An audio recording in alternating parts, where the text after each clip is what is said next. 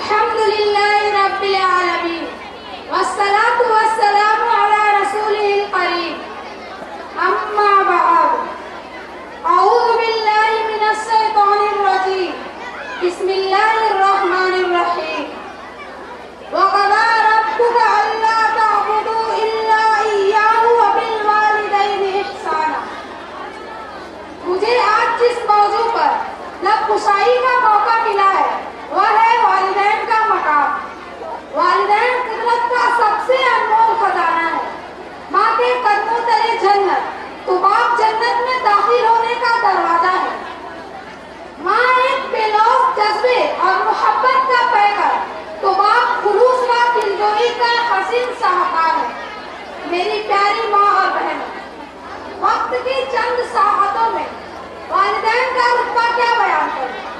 والدین کا رتبہ اس طرح یتیم حضرت عبداللہ کے جمال اور بی بی آمنہ کے لال سے پوچھے جو فرماتا ہے الجنت تحت اقدام الامہات، جنت ماؤں کے قدموں کے نیچے ہے.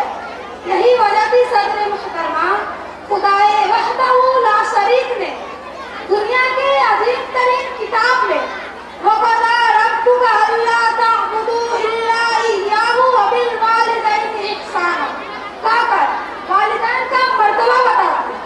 جس نے والدین کو راضی کر لیا اس نے اللہ کو راضی کر لیا.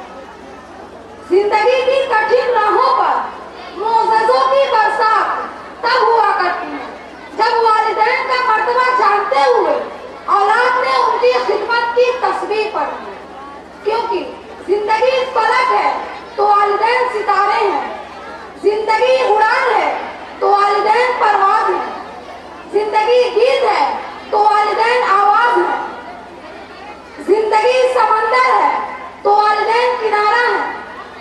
مگر افسوس جب زدت کے پجاریوں کی جنت سڑکوں پر اور انہی جنتوں کے دروازے اولڈ ایج ہوم میں ملنے لگے تو یا فضا پکار اٹھی خدارا قدر کیجیے ان ہاتھوں کی جن ہاتھوں نے تمہاری بنیادیں مضبوط کرتے کرتے اپنا ثواب تمہارے ثواب پر قربان کر دیا.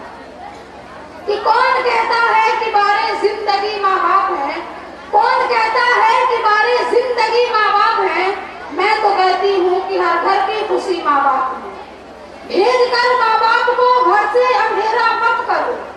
بھیج کر ماں باپ کو گھر سے اندھیرا مت کرو. یہ حقیقت ہے کہ ہر گھر کی روشنی ماں باپ. اپنے بچوں پر جس نے کر دیا سب کچھ فدا، اپنے بچوں پر جس نے کر دیا سب کچھ فدا، اب تو سمجھو دوستو کتنے سخی ماں باپ ہیں. خلد میں وہ سخت تو جا ہی نہیں سکتا کبھی، خلد میں وہ سخت تو جا ہی نہیں سکتا کبھی جس کی نظروں میں ہمیشہ اجنبی ماں باپ ہے. روک لیتا ہے بلاؤں کو وہ اپنے اوپر، روک لیتا ہے بلاؤں کو وہ اپنے اوپر. ماں کا آنچل مجھے جبریل کا پر لگتا ہے. عزیز تروا رکھتا تھا مجھے رگے جا سے، عزیز تروا رکھتا تھا مجھے رگے جا سے. یہ بات سچ ہے، میرا باپ کم نہ تھا میری ماں